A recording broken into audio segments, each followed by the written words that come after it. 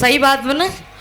और सुना, जब जन्म भवा समय बीतता गया, जवान श्राप लगवा रहा किनकर, राजा नरेश दशरथ जी का जवन श्राप था ये लग गवा।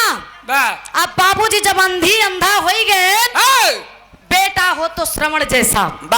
रामायण लोग अपने घरों में करवाते हैं, रामायण करवाते हैं, 24 घंटे रामायण का पाठ होता है। आज संझवई के बेटौना जाई 70 वाली दारू बिना चखने के मार दे। रामायण करवाने से क्या मतलब है भैया।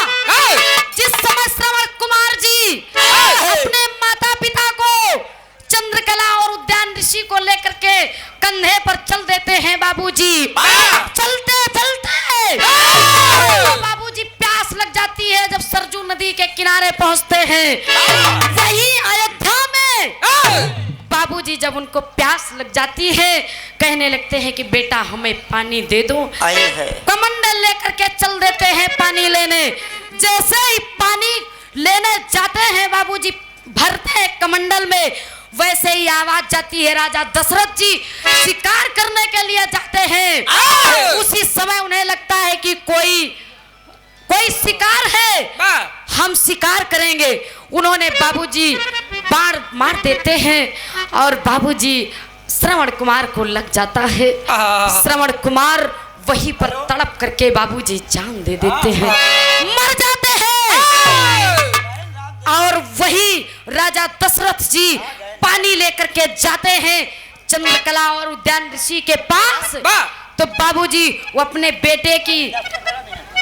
बेटे को पहचान जाते हैं कि हमारा बेटा नहीं है, हम अंधे हैं तो क्या हुआ, तुमको लगता है कि तुम पानी पिला दोगे, अरे पापी,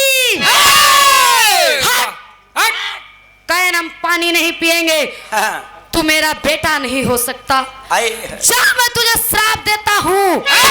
हम मिल करके दोनों श्राप देते हैं कि जिस तरह मेरा बेटा तड़प तड़प के मरा है और मैं अपने बेटे के लिए तरस रहा हूँ, मैं श्राप देता हूँ कि तू भी अपने बेटे के लिए तरसेगा और अपने बेटे के वियोग में मरेगा। अंधी अंधा मर जाते हैं बाबूजी। ठीक उसी प्रकार जब समय आया, जिस समय राजा राम पुरुषोत्तम श्री राम को वनवास हुआ, राजा दशरथ जी मर जाते हैं वियोग में। कहानी का अंत ये है